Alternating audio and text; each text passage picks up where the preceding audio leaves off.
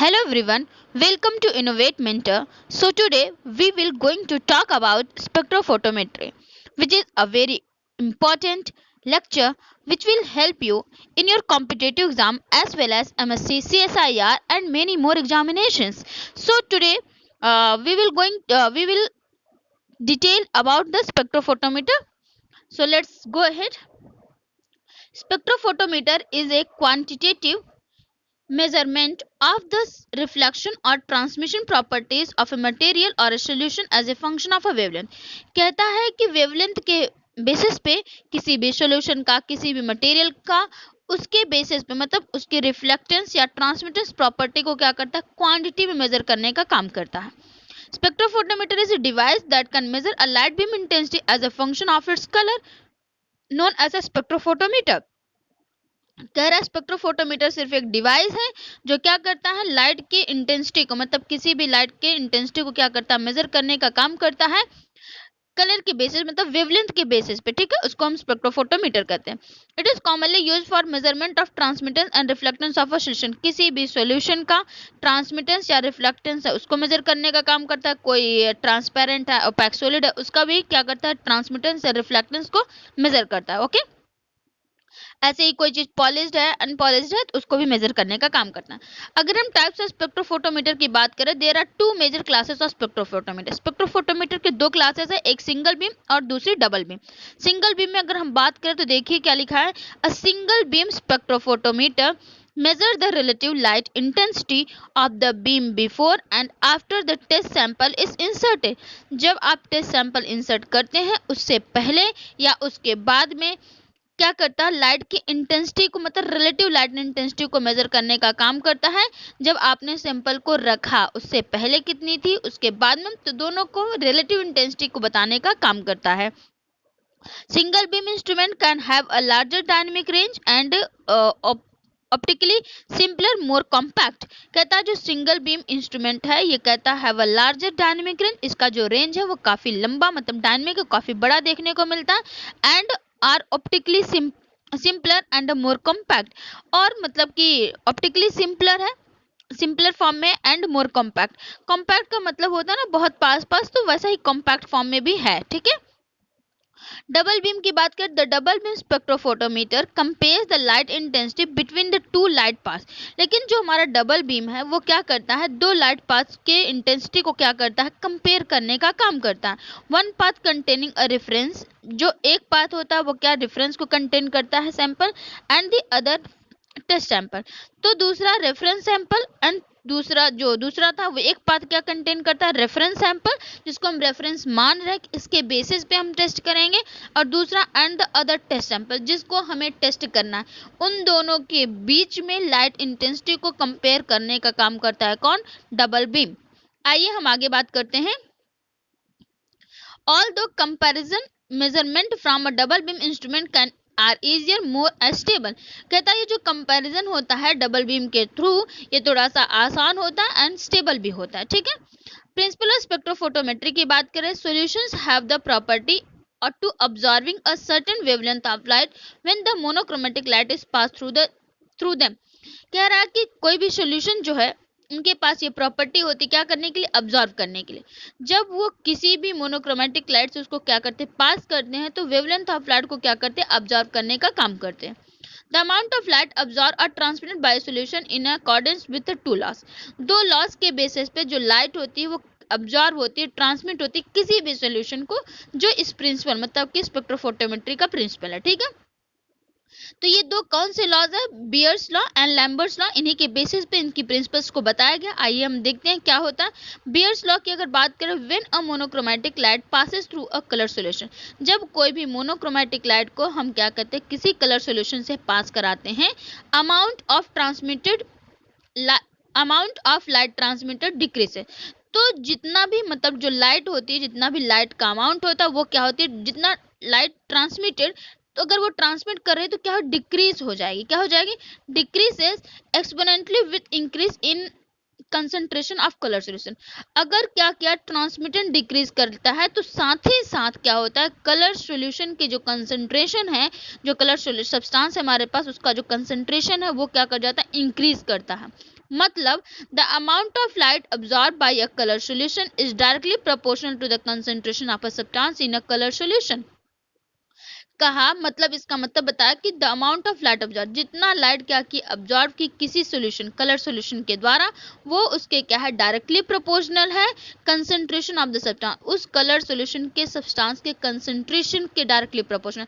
मतलब किसी भी कलर सॉल्यूशन के कंसंट्रेशन को आप बढ़ाते हैं तो आपकी लाइट कि आपका जो लाइट अब्जॉर्बेंस है वो क्या कर जाएगा, वो भी क्या होगा, बढ़ेगा। अगर आपने कंसंट्रेशन को घटाते हैं तो वो भी क्या हो जाएगा, घट जाएगा।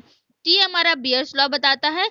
आगे हम बात करते हैं लैम्बर्ट्स लॉ। थोड़ा सा देखिएगा यहाँ साइड में जो भी फोटोज थी अच्छे से आ नहीं पाई है, तो आप थोड़ा सा देख लीजिएगा क्या लिखा है। The amount of light transmitted decrease exponentially with increase in the path length, diameter or the cuvette or the thickness of the colored solution by which the light passes। कहता है उसमें देखिए क्या होता है, इंक्रीज कर रहा था।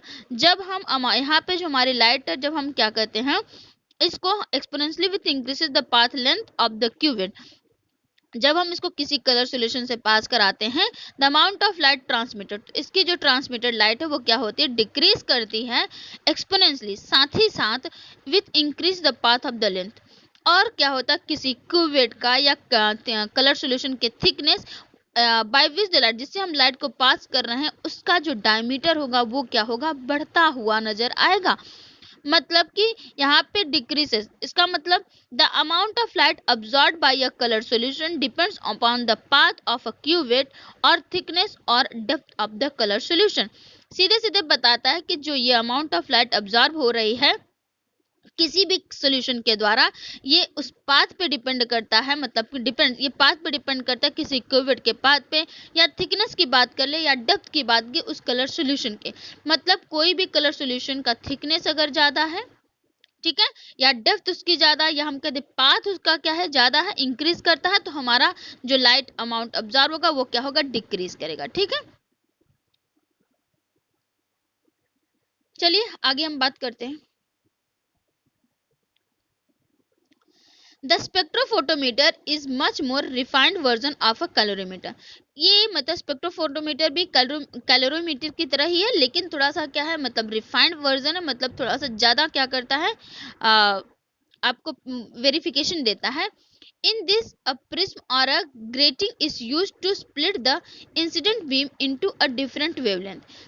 इस प्रिज्म के ना इन दिस प्रिज्म, इस प्रिज्म के अंदर और a grating is used, split का यूज किया था, incident beam into direct different wavelength, ताकि ये क्या करते अलग अलग वेवलेंथ में इसको क्या कर सके, इंसिडेंट लाइट को क्या कर सके, डिफरेंट अलग अलग वेवलेंथ में स्प्लिट कर सके, मतलब बाहर की तरफ निकाल सके।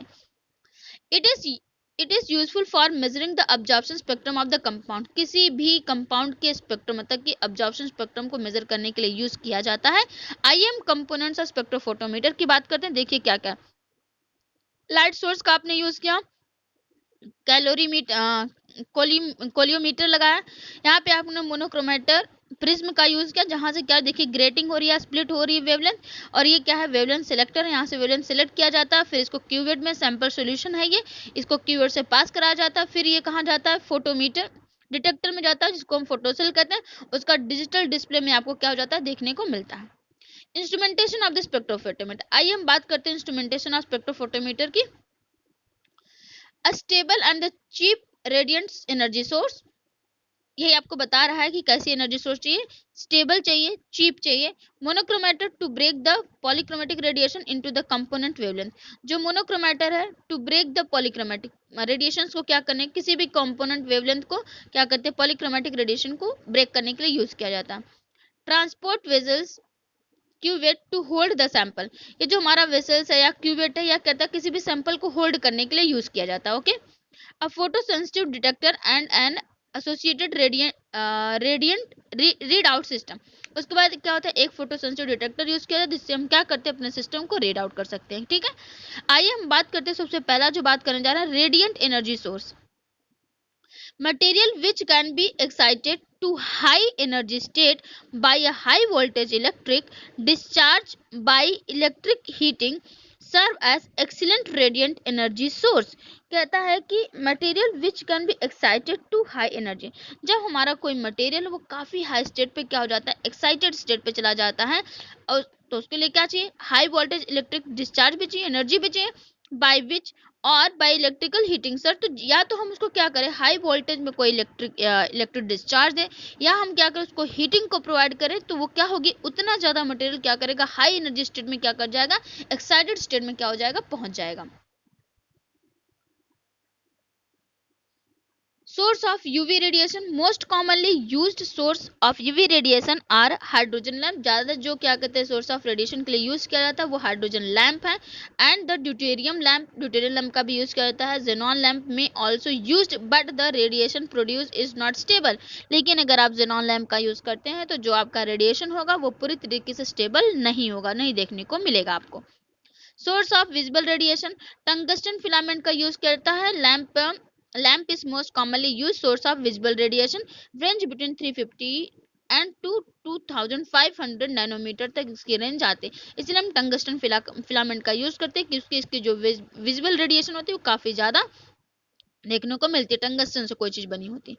दूसरी हम बात जो करेंगे वेवलेंथ सेलेक्टर की। There are two types of wavelength selector, एक फिल्टर है, एक मोनोक्रोमेटर है। Filter, gelatin filter are made of a layer of a gelatin. Gelatin filter है, अगर फिल्टर है तो जिलेटिन के लेयर से बनी होती है इसकी filter. Coloured with organic dyes, को ऑर्गेनिक डाइस से कलर किया जाता है, and sealed between glass plate, और ग्लास प्लेट्स के बीच में इसको सील्ड करके लगाया जाता है। मोनोक्रोमेटर क्या है, monochromator resolve polychromatic radiation, polychromatic radiation को क्या करती है, रिजॉल्व करने का काम करती है इनटू इट्स इंडिविजुअल वेवलेंथ। एक इंडिविजुअल वेवलेंथ से भी क्या करती है, पॉलीक्रोमेटिक रेडिएशन को क्या करती है, रिजॉल्व करने का काम करती है। And isolate this wavelength into the very narrow bands, और उसको क्या करती है, रिजॉल्व करने के बाद ये क्या करती है, उसको आइसोलेट करती है एक नैरो वेवलेंथ बैंड के फॉर्म में, ठीक है, wavelength into very narrow bands के फॉर्म में। Monochromatic contain two types of resolving element, monochromatic पर दो टाइप के रिजॉल्विंग एलिमेंट्स पाए जाते हैं। पहला है prism, the prism disperses the polychromatic light from the source into the constituent wavelength by virtue of its ability to reflect different wavelength of a different extent। जो prism का देखिए क्या क्या मतलब, डिस्पर्स द पॉली, कोई भी polychromatic जो light आ रही है उसको क्या करता है, डिस्पर्स करने का काम, मतलब फैलाने, स्प्लिट करने का काम करता है। Wavelength by virtue of its ability, मतलब जितनी उसकी एबिलिटी होती है अपनी एबिलिटी के अनुसार वो क्या करता है, अलग अलग वेवलेंथ के बेसिस पे उसको स्प्लिट करने का काम करता है। It depends on two factors, ये जो प्रिज्म है स्प्लिट करता है दो फैक्टर्स पे डिपेंड करता है। पहला the optical angle of the prism, कि जो हमने प्रिज्म यूज किया उसका ऑप्टिकल एंगल कितना, यूजुअली कितना होना चाहिए, 60 होना चाहिए, 60।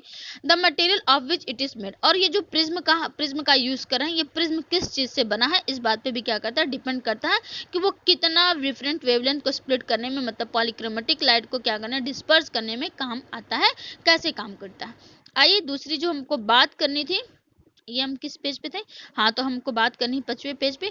तो दूसरा हमारा है वो क्या है, ग्रेटिंग्स है। क्या है, ग्रेटिंग्स।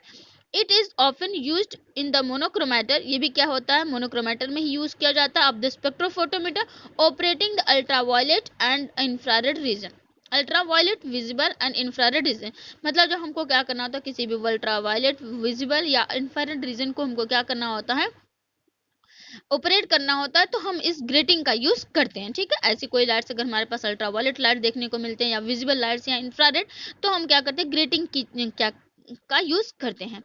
तीसरा बात करेंगे सैंपल कंटेनर की। It is also a part of the spectrophotometer instrumentation, ये भी इंस्ट्रूमेंटेशन, स्पेक्ट्रोफोटोमीटर के इंस्ट्रूमेंटेशन का एक पार्ट है। Sample are studied in ultraviolet और विजिबल रीजन, जो हमारे सैंपल की स्टडी होती है या तो अल्ट्रावायलेट या विजिबल रीजन में स्टडी की जाती है। When it is put in a cuvettes, जब ये क्यूबेट्स में रखे जाते हैं तब। Which is made up of a glass और अ क्वार्ट्ज, जो कि ये जो क्यूबेट है ये या तो ग्लास से बना होता है या तो क्वार्ट्ज से बना होता है। The most important factor choosing the solvent is that the solvent should not absorb is the same region as the solute। जो सबसे बड़ा फैक्टर है इस सॉल्वेंट को चूज करने का, is the solvent should not, ये जो सॉल्वेंट है आपका उसी सोल्यूट को द सेम रीजन, ऐसे रीजन में ना रख दे कि वो जो सोल्यूट में आप रख रहे हैं उसको ही क्या कर जाए, ऑब्जर्व कर जाए, ठीक है। तो ये आपको जो सैंपल कंटेनर होता है इसको मतलब चूज करने के लिए थोड़ा सा ध्यान रखना होता है। डिटेक्शन डिवाइस की बात करें, most detection depends on the poly photo electric effect, जो डिटेक्टर्स होता है ज़्यादातर फोटो इलेक्ट्रिक इफेक्ट पे क्या करता है, डिपेंड करता है। Important requirements for a detector include, अब देखिए इस डिटेक्टर में क्या इंपॉर्टेंट चीजें रिक्वायर होती हैं। High sensitivity to allow the detection to the low levels of the radiant. चाहे हमारे पास रेडियंट एनर्जी जो है जितनी भी लो लेवल की, लेकिन हमारे पास जो डिटेक्शन होना चाहिए वो हाई इंटेंसिटी को अलाउ करना चाहिए, ताकि हम उसको क्या कर सके, देख सकें। शॉर्ट रिस्पॉन्स टाइम, मतलब जल्दी हमको कोई चीज़ क्या हो जाए, देखने को मिल जाए। लॉन्ग टर्म स्टेबिलिटी, और काफ़ी लंबे समय तक स्टेबल रहे, प्रेजेंट रहे उसमें, ताकि हम बार बार उसको क्या करते रहे, अपने यूज़ के हिसाब से क्या करते, देखते रहे। Unelectric signals which easily amplified for a typical read out aperture। उसका एक इलेक्ट्रिक सिग्नल्स मतलब इजिली, ताकि हम उसको क्या कर सके, मतलब आसानी से पढ़ सके ना, कि हमको दिखे कोई चीज़, अगर हम जिस चीज़ की डिटेक्शन कर रहे हैं, अगर हमने कर लिया लाइट को, तो उसको हम पढ़ भी सके ना कि क्या है, रीड आउट अपैरेटस। अपैरेटस में जब वो देखे तो उसको हम पढ़ सके कि हाँ क्या चीज़ें हैं, क्या क्या चीज़ें मिली हुई, ठीक है, कैसे ये काम किया है। पांचवा, amplification and readout. Radiation detectors generate electronic signals which are proportional to the transmitter light. ये रेडिएशन डिटेक्टर जो होते हैं जनरेट इलेक्ट्रॉनिक सिग्नल को जनरेट करते हैं जो प्रोपोर्शनल होता है ट्रांसमिटर लाइट के। These signals need to be translated into form that is easy to interpret. और ये सिग्नल्स क्या करते हैं, उस चीज़ को क्या करते हैं, ट्रांसलेट करने का काम करते हैं, ताकि आपको पढ़ने में क्या हो जाए, आसानी हो जाए, और आप उसको क्या कर सके, पढ़ सके, रीड आउट कर सकें। तो ये हमने बात किया किसकी, स्पेक्ट्रोफोटोमीटर की। आगे जो हमारा बात आएगा, इसी पे एक और लेक्चर आएगा जिसका नाम होगा स्पेक्ट्रोफ्लूरोमेट्री, पे हम बात करेंगे डिटेल इसी तरीके से। अगर आपने चैनल को अभी तक सब्सक्राइब नहीं किया, सो प्लीज़ चैनल को सब्सक्राइब कर लें, और बेल आइकन को दबाना बिल्कुल भी ना भूलिएगा, ताकि आपसे कोई भी नोटिफिकेशन छूटने ना पाए। Thank you guys, bye bye, take care.